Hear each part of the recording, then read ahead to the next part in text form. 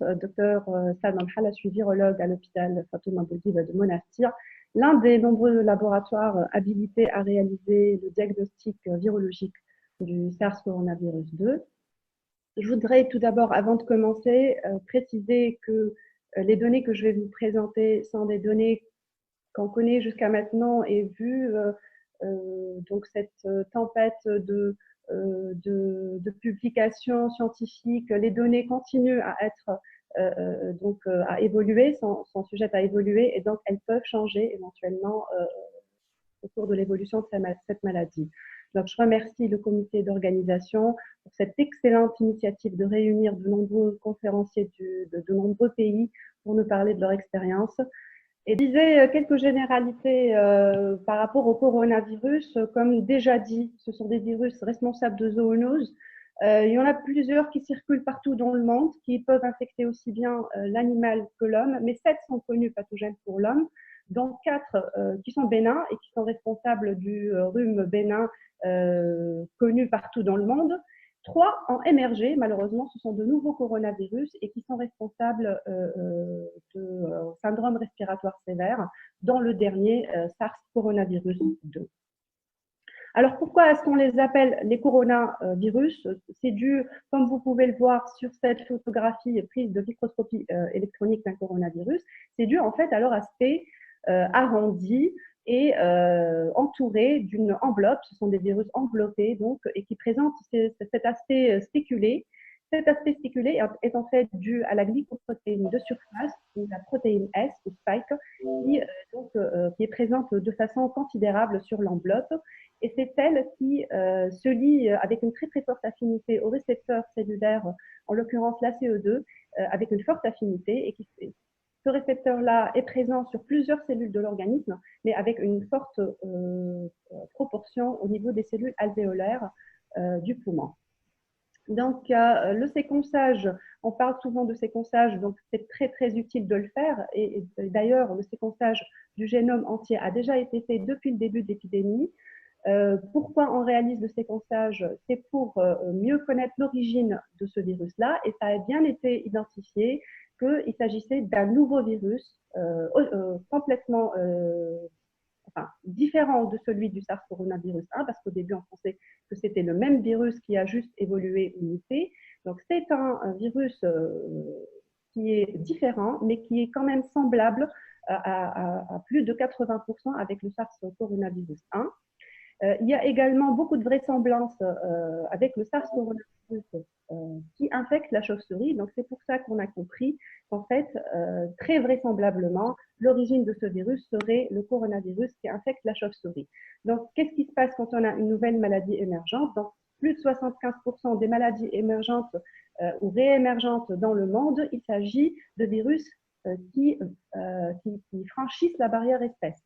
Donc, c'est des virus c'est une succession d'événements, en fait, rares sur le plan probabilité, mais qui peuvent arriver. Donc, c'est ce qui s'est passé, par exemple, pour ceux qui s'en rappellent, pour l'encéphalopathie spongiforme bovine ou la maladie de la vache folle. C'est ce qui s'est passé avec la grippe aviaire. Donc, il y a un virus qui infecte l'animal et puis, parce qu'il y a une promiscuité importante avec l'animal, il peut y avoir une infection de l'homme, une transmission à l'homme. Par rapport au SARS coronavirus 2, il s'agit très probablement d'une transmission de la chauve-souris vers un autre animal intermédiaire, soit le pangolin, soit le serpent. Donc, il y a plusieurs théories. Et puis, ça a été transmis à l'homme. Et à partir de là, donc, il y a eu cette transmission horizontale vers les hommes. Donc, ce séquençage du génome a permis également de se préparer très, très rapidement au diagnostic virologique par RT-PCR. Pourquoi? Parce que donc on a préparé des amorces qui reconnaissent des portions du génome qui est conservé, donc qui peut servir de diagnostic large. C'est essentiellement le gène N, le gène de la nucléocapside, le gène E de l'enveloppe et le gène RDRP, code pour l'ARN polymérase ARN dépendante. Donc, si on veut voir rapidement les critères de virulence d'un virus, et si on regarde plus précisément notre SARS-CoV-2, on verra qu'il présente plusieurs critères de virulence. En effet, il s'agit d'un virus qui peut se transmettre par voie respiratoire. c'est un virus qui a un taux de reproduction de base ou R0, c'est-à-dire le nombre de cas secondaires à partir d'un seul cas index qui est supérieur à 2.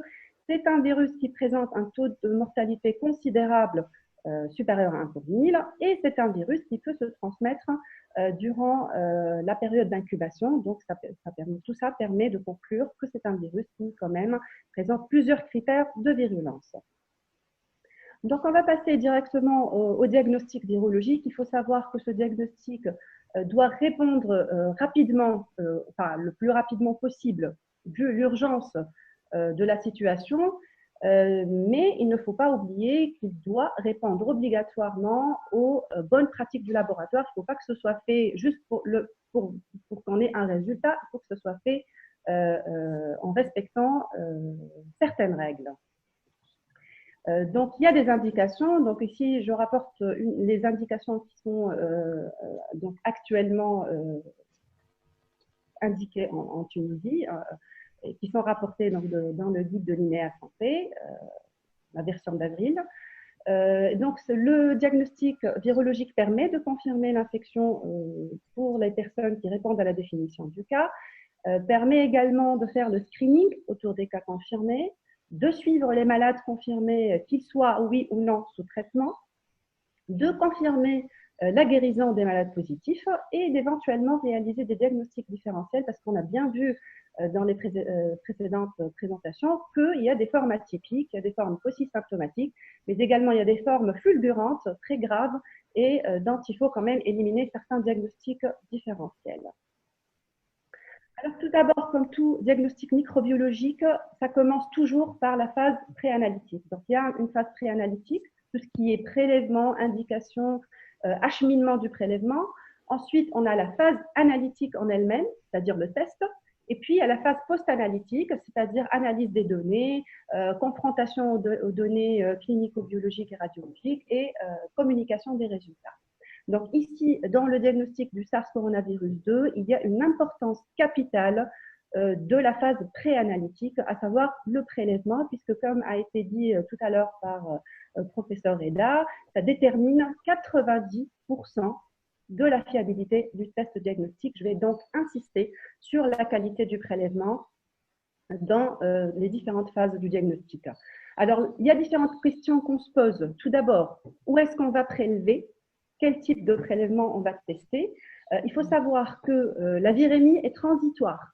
De ce fait, donc, on ne va pas aller chercher préférentiellement le virus dans le sang, favoriser donc les liquides biologiques où la concentration en virus est plus importante. Toutes les études ont la même conclusion. Là où il y a le plus de chances de retrouver l'ARN viral, ce sont les prélèvements respiratoires. Donc, c'est pour ça qu'on favorise ces prélèvements-là. Alors, il y a tout d'abord les prélèvements respiratoires hauts, c'est-à-dire nasopharyngés et prélèvements de gorge. Ce sont des prélèvements qu'on fait le plus souvent en routine et qui sont positifs généralement au début de l'infection lorsqu'on commence à avoir une symptomatologie clinique. Après, dès le moment que la maladie évolue, comme on l'a présenté tout à l'heure, il y a une évolution de proche en proche. Le virus va descendre au niveau des voies, à partir des voies respiratoires hautes, va descendre vers les voies respiratoires basses. Et du moment qu'on a une atteinte parenchymateuse, avec des signes de gravité par exemple, ou alors des signes radiologiques, il vaut mieux privilégier, dans ce cas, les prélèvements respiratoires bas. Donc, les crachats induits, lavage broncho-alvéolaire si possible, et aspiration trachéale pour les patients qui sont intubés. Alors, deuxième question qu'on se pose, c'est quand prélever? Alors, pour la grippe, par exemple, ou pour d'autres virus respiratoires, on sait que le pic de charge virale au niveau des voies aériennes supérieures se situe autour de 48 heures. Maximum jusqu'à 4 jours. À partir de 7 jours, on commence déjà à avoir une charge virale qui diminue considérablement. Par rapport au coronavirus ou SARS coronavirus 2, on n'a pas de réponse précise à cette question, mais ce qu'on sait, c'est que par rapport, par exemple, à cette publication apparue dans le New England Journal, on sait que la PCR, à chaque fois qu'elle a été positive, c'est une phase assez évoluée, donc il y a quand même quelques jours d'évolution de la maladie, mais le fait que le patient ait pu contaminer d'autres personnes avant même l'apparition des signes cliniques, ça signifie que en fait, même pendant la période d'incubation, même quand on est complètement asymptomatique, l'ARN viral peut quand même être positif. Alors, pour répondre par rapport aux cas contacts, notamment les personnels de la santé, quand est-ce qu'il vaut mieux les prélever? Est-ce qu'il faut les prélever tout de suite? Est-ce qu'il faut privilégier plutôt d'attendre un tout petit peu? Par rapport aux personnes qui sont complètement asymptomatiques, il vaut mieux quand même attendre une semaine à partir du contact. Sinon, bien évidemment, on commence à avoir des signes cliniques, il vaut mieux tester tout de suite. Qui va prélever? Alors, qui prélève? Dans cette question, on nous la pose de façon donc, répétitive. Il faut que ce soit une personne habilitée et surtout formée. D'abord, pour respecter les conditions de sécurité, il faut protéger aussi bien le préleveur que les personnes qui se trouvent aux alentours, que celui qui transporte le prélèvement. Et il faut respecter les procédures du prélèvement. Je vais vous expliquer petit à petit pourquoi. Donc, une personne habilitée, formée, ça peut être un médecin, ça peut être un technicien en biologie, ça peut être un infirmier, à condition qu'il soit bien formé. Alors, comment on prélève? Je vais détailler ici uniquement le prélèvement nasopharyngé, puisque c'est celui qui est pratiqué le plus souvent. Alors, on utilise un écouvillon, comme celui-ci, donc c'est un écouvillon en plastique, idéalement donc soit en polystère, soit d'acran. Et puis cet écouvillon, donc il faut éviter tant que possible les écouvillons en tige de bois qui sont surmontés de coton. Donc pourquoi? Parce que ça peut contenir une substance, notamment l'alginate de calcium, qui peut inhiber ou interférer du moins avec certains tests de biologie moléculaire. Donc on privilégie ce type d'écouvillon. Donc on va introduire l'écouvillon de façon parallèle au plancher buccal, ne pas aller vers le haut, vers les fosses nasales. Donc, quelle est la distance qu'on va introduire par rapport à l'écouvillon? On va mesurer les 2/3 de la distance qui sépare donc la racine du nez du lobe d'oreille. Donc, c'est les 2/3 à peu près de la distance. On va introduire doucement. On peut demander aux patients de réaliser une légère hyperextension pour que ce soit plus facile. On arrive jusqu'au bout, donc on va ressentir une résistance. Le patient peut avoir une réaction de larmoiement. On sait qu'on est au bon endroit. On laisse un petit peu l'écouvillon aspirer les sécrétions nasales. On tourne notre écouvillon. Pourquoi? Pour récupérer le maximum de cellules du nasopharynx. C'est très important. Puis, on retire doucement l'écouvillon et on va le mettre directement dans le milieu de transport virologique préalablement étiqueté. On coupe le bout distal, on referme le tube et puis donc on va l'acheminer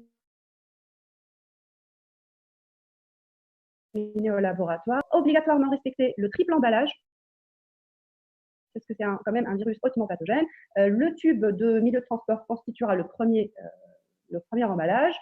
On met ce dernier dans un autre tube solide, par exemple un tube type ECBU, et le tout sera mis dans un sachet en plastique, dans un endroit zippé qui peut être refermé. Ne pas oublier la fiche de renseignement clinique, c'est très important pour nous biologistes de pouvoir confronter nos données dans la phase post-analytique par rapport aux signes cliniques. Si jamais vous avez un laboratoire à côté, il faut acheminer rapidement, surtout quand il fait chaud. Attention, il faut utiliser une glacière, donc les transférer à plus 4 degrés. En cas d'incapacité de transférer directement, vous pouvez garder ce prélèvement dans son milieu de transport virologique à plus 4 degrés dans le réfrigérateur pendant 24-48 heures. Au-delà de ce délai, il faudra les emmener quand même au laboratoire parce qu'on pourra les conserver à de plus basses températures. Donc, ceci, c'est pour les prélèvements qui comportent des échantillons respiratoires. Par rapport au sang, par exemple, qui est destiné éventuellement pour la sérologie ou les détections des antigènes dans le sang, il ne faut pas obligatoirement faire le triple emballage, mais il faudra quand même les transférer assez rapidement puisqu'on récupère le sérum. On ne peut pas garder le sang total au réfrigérateur. Donc, on récupère le sérum et éventuellement, on pourra le congeler plus tard.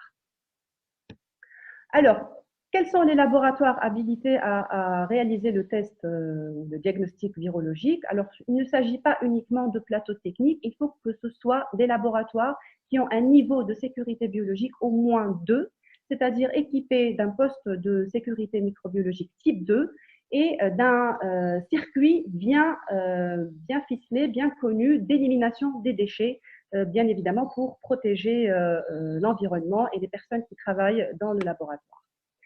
Alors, quels sont les tests qui sont réalisés? J'ai commencé bien évidemment par le gold standard, qui est la RT-PCR, avec le séquençage, bien évidemment, qui n'est pas réalisable en routine. Ça sera la RT-PCR. Alors, il y a plusieurs protocoles. Je ne vais pas rentrer dans les détails des protocoles qui sont publiés par le CDC Atlanta, par l'OMS, en se basant sur les amorces déjà faites. Ça a été diffusé à tous les laboratoires de référence partout dans le monde pour se préparer à réaliser le diagnostic virologique. Donc, on ciblera soit 1, soit 2, soit 3 gènes dans une même réaction. C'est ce qui explique parfois la variabilité des résultats entre les laboratoires. Mais toutes les techniques auront les mêmes étapes. Donc, on commencera toujours par une extraction de l'ARN, par sa rétrotranscription en ADN, parce qu'on ne peut pas amplifier de l'ARN directement. Ensuite, on amplifie l'ARN et tout en révélant cette amplification en temps réel. Donc, c'est la RT-PCR en temps réel. Alors, il y a des avantages, bien évidemment, mais il y a quelques limites. Les avantages, c'est bien évidemment son excellente spécificité. Il n'y a quasiment pas de faux positifs dans la RT-PCR. La sensibilité, alors comme je disais tout à l'heure, ça reste quand même le test le plus sensible qu'on a actuellement, bien sûr, à part le séquençage, ça dépendra bien sûr du nombre de gènes ciblés, des kits utilisés, et ça sera variable entre 100, 400 copies, 500 copies pour certains kits par millilitre. Ça a le gros avantage de pouvoir être réalisé en grande série. C'est automatisable. Également, un autre avantage, c'est que ça peut être quantitatif, c'est-à-dire on peut quantifier la charge virale pour certaines réactions, ce qui peut, dans certains cas, avoir une idée sur le pronostic du malade et du suivi thérapeutique. C'est une technique qui renseigne sur la contagiosité du patient, parce que une sérologie, ça ne peut pas refléter forcément l'état de contagiosité d'un malade. Et ça permet également de confirmer la guérison des malades quand on réalise 2 PCR à 48 heures d'intervalle. Maintenant, les limites, c'est que c'est une technique qui reste quand même laborieuse et le délai quand même assez lent. Parfois, ça peut dépasser les 24 heures. On en est conscient que c'est une grosse limite, mais malheureusement, c'est l'état actuel, c'est la limite de cette technique, c'est qu'on est obligé d'attendre de réaliser de grandes séries vu les demandes assez importantes. Autre limite, c'est l'interprétation délicate et puis bien évidemment, c'est réservé à certains laboratoires qui ont un niveau de sécurité assez élevé. Donc, on parle souvent de faux négatifs. Pourquoi on a ces faux négatifs? Donc, on a essayé ici de détailler les différentes causes et pourquoi pas des propositions de solutions si possible. Donc, les causes, première cause de faux négatifs, c'est la charge virale qui est faible. Donc, il y a, comme je vous ai dit tout à l'heure, il y a une valeur seuil à partir de laquelle on arrive à détecter l'ARN. Sinon, les meilleures techniques, les plus sensibles, ne pourront pas vous donner des RT-PCR positives. Donc, solution, soit on refait le test, soit idéalement, on va changer de site. Par exemple, aussi au début, on avait fait un prélèvement nasopharyngé. On demandera, en cas d'atteinte parenchymatose, de réaliser un prélèvement respiratoire bas. Ou alors, on utilisera d'autres tests, notamment la TDM, qui est un excellent test et qui peut redresser éventuellement le diagnostic quand la RT-PCR est négative. C'est une mauvaise qualité du prélèvement et j'entends ici un prélèvement pauvre en cellules, c'est-à-dire un prélèvement qui est fait de façon superficielle au niveau des narines ou bien un prélèvement donc on n'a pas laissé suffisamment le temps, on n'a pas gratté suffisamment pour ramener les cellules. Donc soit refaire, soit également changer de site. Soit c'est un moment inapproprié, donc comme ça a été dit tout à l'heure, soit trop précoce, auquel cas il faudra refaire le test, ou alors trop tardive, dans ce cas-là, faire un autre test, TDM ou stérologie éventuellement. Soit il y a présence d'inhibiteurs de PCR. Qu'est-ce que c'est que ces inhibiteurs? Ce sont des substances qui peuvent inhiber l'amplification du génome. Donc le sang, le virucide, l'héparine, quand ils se retrouvent dans l'échantillon, peuvent inhiber. Mais là, il ne faut pas trop s'inquiéter parce que nous, au laboratoire, on a des repères. Donc on utilise des contrôles internes qui sont obligatoirement amplifiés. Donc, si jamais ces contrôles internes ne sont pas amplifiés, même quand c'est négatif, on saura qu'il y a des inhibiteurs. Donc, on vous demandera automatiquement soit de refaire le test, soit donc on rendra le résultat à la présence d'inhibiteurs. Soit, donc, votre cause, c'est des conditions inadéquates d'acheminement. Quand il fait 40 degrés à l'ombre, donc ça détruit l'ARN viral. Donc, à la fin, on ne retrouvera plus rien.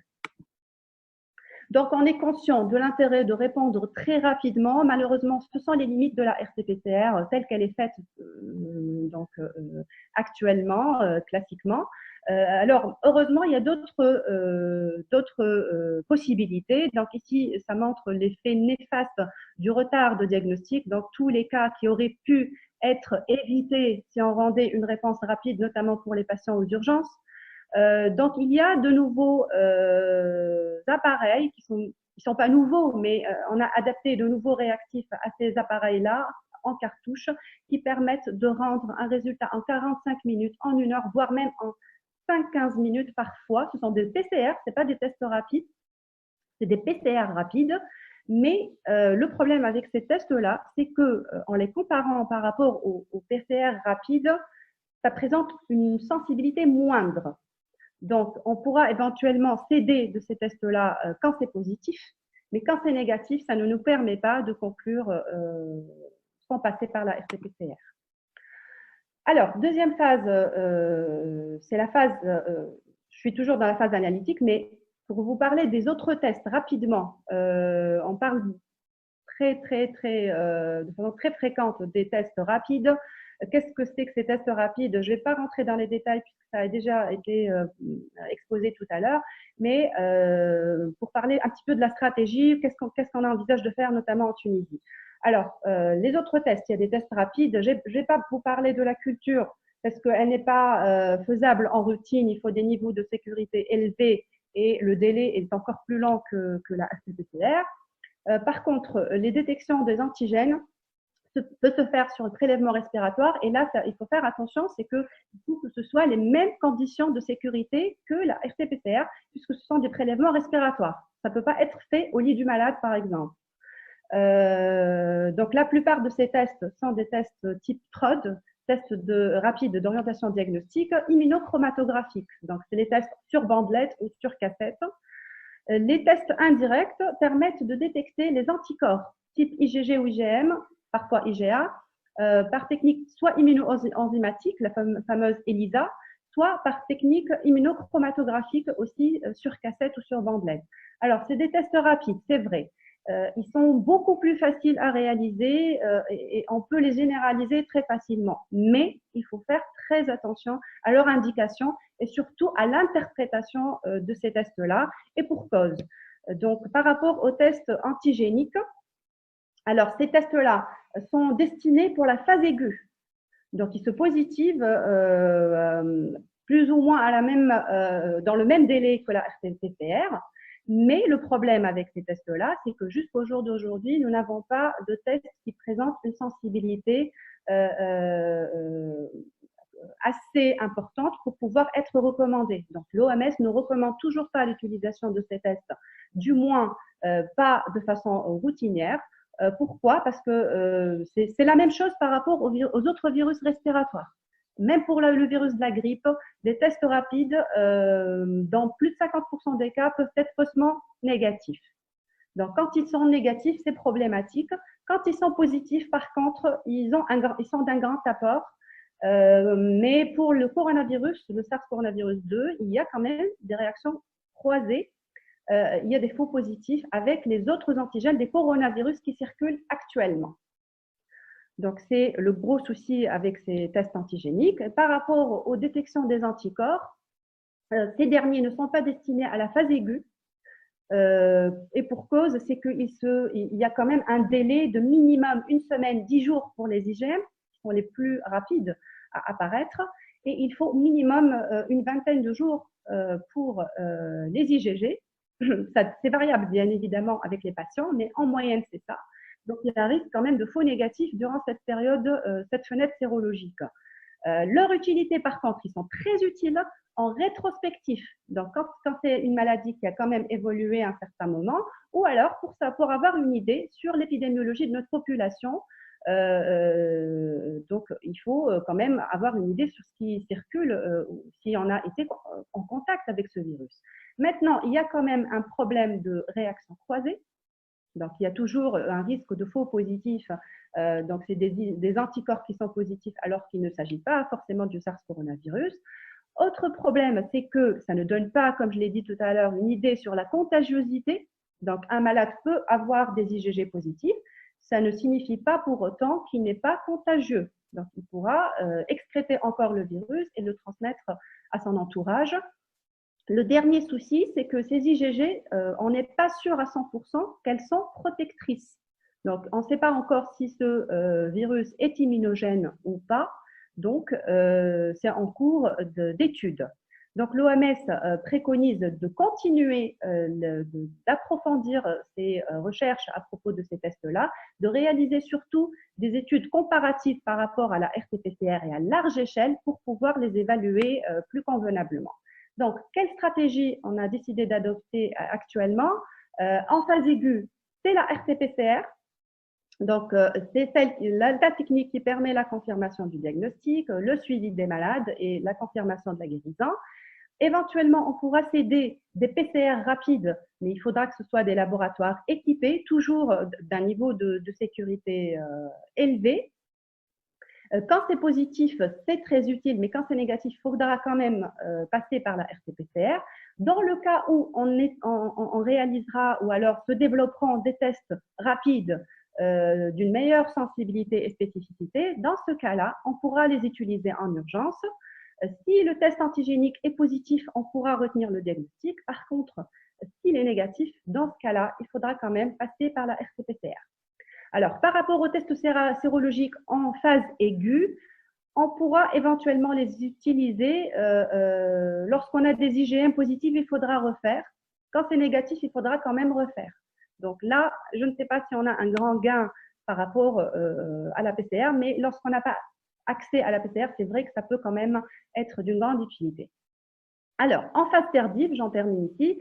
Comme je disais tout à l'heure, c'est très utile. Pourquoi? Parce que ça permet de réaliser des enquêtes épidémiologiques. C'est très important de réaliser des enquêtes épidémiologiques dans une population et de dépister éventuellement à large échelle dans les zones où le virus circule de façon importante. Donc, je termine par remercier toute l'équipe de virologie du laboratoire Fatouma Bourguiba de Monastir. C'est des personnes très dévouées et